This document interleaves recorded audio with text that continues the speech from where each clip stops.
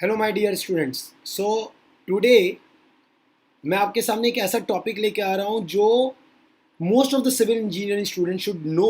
Actually मैं बात करूँ, अगर कोई भी सिविल इंजीनियरिंग स्टूडेंट जो स्ट्रक्चर में आगे एस्पायर करना चाह रहा है, जो आगे समझना चाह रहा है कि स्ट्रक्चर का बिहेवियर कैसा होता है, तो मेरे को लगता है कि ये एक ऐसा टॉपिक है जो हर एक सिविल इंजीनियर को देखना चाहिए। Right. So what is a topic? Yes, what is a topic? That is deflected curve. So the topic is deflected curve. तो अब डिफ्लेक्टेड कर्व समझने के लिए हमको दो पॉइंट समझना पड़ेगा। पहला है what is point of inflection और दूसरा व्हाट इज पॉइंट ऑफ कॉन्ट्राफ्लेक्शन। तो अगर मैं पॉइंट ऑफ इन्फ्लेक्शन बोलता हूं तो पॉइंट ऑफ इन्फ्लेक्शन क्या होता है? It is a point where the deflected curve changes its sign. Point of inflection क्या बोल रहे हैं? ये वो पॉइंट है जहां पे डिफ्लेक्टेड कर्व अपना साइन चेंज करता है। जबकि अगर मैं पॉइंट ऑफ कॉन्ट्राफ्लेक्शन का बात करूं, ये वो पॉइंट है जहां बेंडिंग मोमेंट डायग्राम अपना साइन चेंज कर रहा है। ठीक है, तो कहने को तो दो अलग अलग नाम है, लेकिन अगर मैं किसी भी स्ट्रक्चर में बात करूं तो दोनों ऑलमोस्ट सेम पॉइंट पे पाए जाते हैं इन द स्ट्रक्चर। राइट। तो मैं आज आपको क्या करने जा रहा हूं, मैं आपको बेंडिंग मोमेंट डायग्राम और डिफ्लेक्टेड कर्व को लिंक करके ये समझाने जा रहा हूं कि आपको डिफ्लेक्टेड कर्व और बेंडिंग मोमेंट डायग्राम कैसा दिखेगा for the different type of loading condition. ठीक है, तो पहला एग्जांपल आपके सामने रख रहा हूं।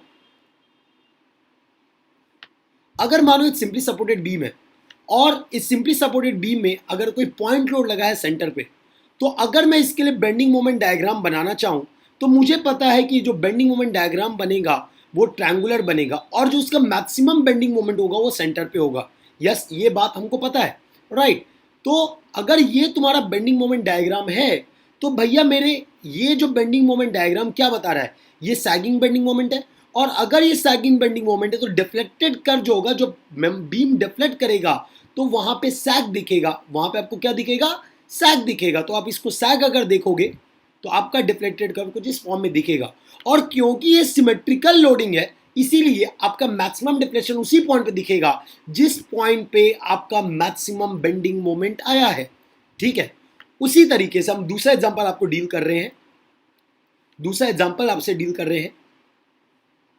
अगेन सिंपली सपोर्टेड बीम है। इस सिंपली सपोर्टेड बीम पे लगा है यूडीएल। इस सिंपली सपोर्टेड बीम पे लगा है यूडीएल।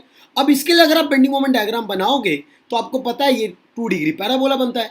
ये 2 डिग्री पैराबोला बनता है और मैक्सिमम डिप्रेशन से मैक्सिमम बेंडिंग मोमेंट सेंटर में आता है। तो अगर तुमको ये बात पता है तो अब ये obviously this is sagging bending moment.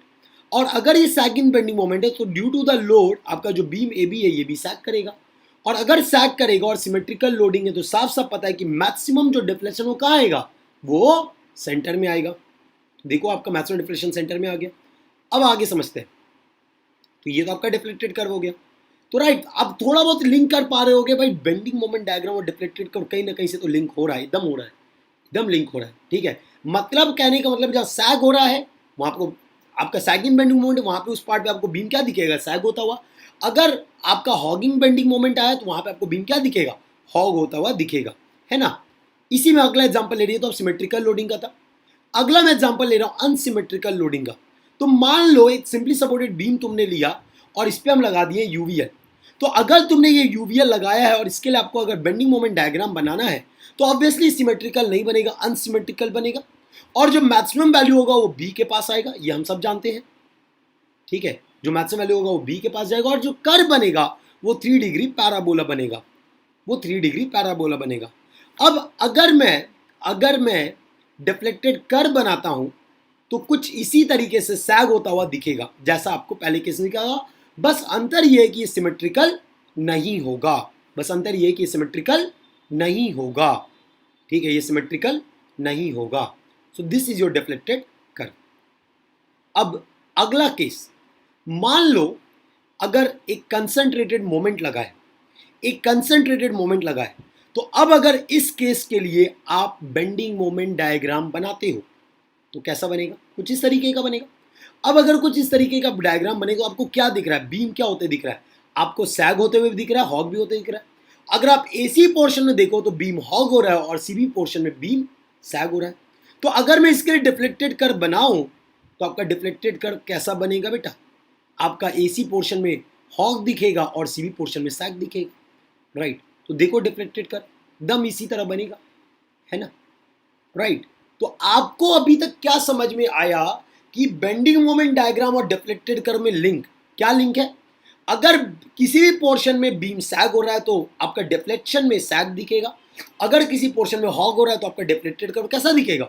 Hog होता हुआ दिखेगा। यहां तक कोई प्रॉब्लम नहीं होनी चाहिए आपको, ठीक है। अब इतना बेसिक्स के साथ, इतना बेसिक समझने के बाद हम एंटर कर रहे हैं अगले पार्ट पे, मतलब कंटिन्यूअस बीम पे।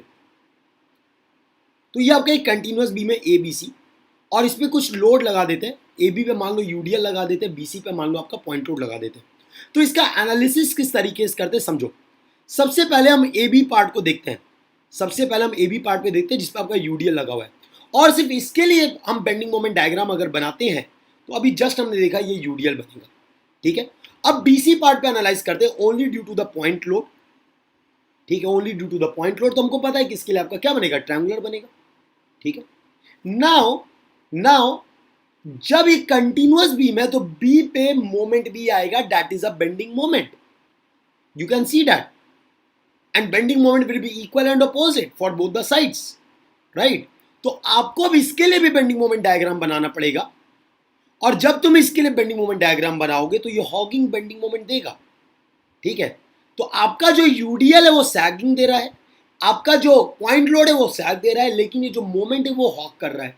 तो जब ये मोमेंट हॉक कर रहा है तो आपको क्या बताना है? आपको बेंडिंग मोमेंट किसी सेक्शन पे बताना है।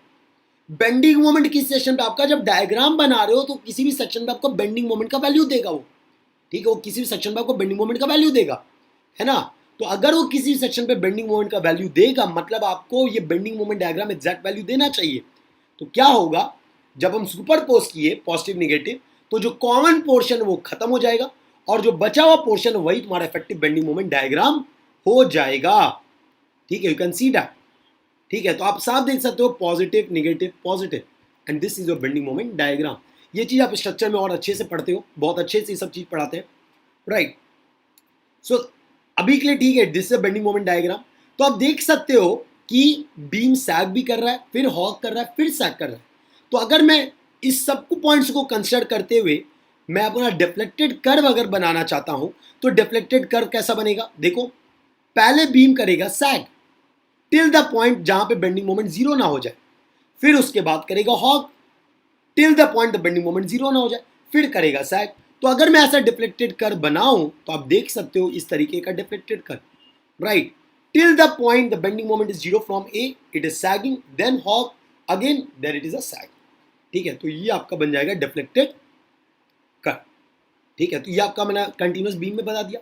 अब मानो आपका कंटिन्यूअस फ्रेम, आपका फ्रेम दिया हुआ है, मानो आपको फ्रेम दिया हुआ है और फ्रेम पे हमने कोई लोडिंग लगा दिया, तो अगेन जो पहले एनालिसिस करेंगे, जो पहले बीएमडी बनाएंगे वो ड्यू टू अप्लाइड लोड बनाएंगे, तो अप्लाइड लोड बना देते हैं, और उसके बाद जो एंड मोमेंट आया जिसको आप बेंडिंग मोमेंट बोल रहे हो उसके कारण बनाएंगे, ठीक है, वो बना दिया हमने। अब जो कॉमन पोर्शन वो खत्म हो जाएगा, जो बचा हुआ पोर्शन वही तुम्हारा इफेक्टिव बेंडिंग मोमेंट डायग्राम देगा, ठीक है। तो आप देख सकते हो पॉजिटिव निगेटिव का combination, right, this is your bending moment diagram. अब करस्पॉन्डिंग टू दिस देखो, अगेन जहां बेंडिंग मोमेंट अपना साइन चेंज कर रहा है वहां पे आपको चेंज मिलेगा डिफ्लेक्टेड कर्व में।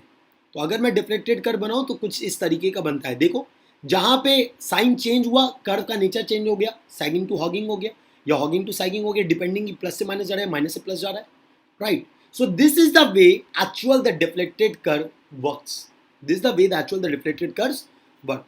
तो at the end of this lecture if I summarize everything, मैं आपको एक ही बात बोलूंगा, जिस पॉइंट पे आपका पॉइंट ऑफ कॉन्ट्राफ्लेक्शन मिलता है बेंडिंग मोमेंट डायग्राम पे, उसी के नियर अबाउट आपका पॉइंट ऑफ इन्फ्लेक्शन मिलता है इन द डिफ्लेक्टेड कर्व, ठीक है।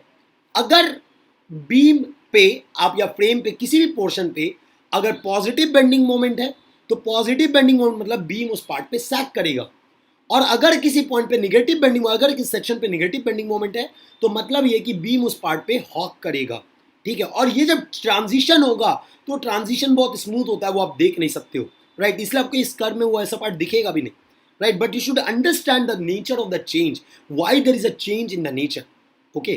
Thank you so much, I hope this session was helpful for you all और आपको स्ट्रक्चर समझने में बहुत मदद करेगा। Thank you so much.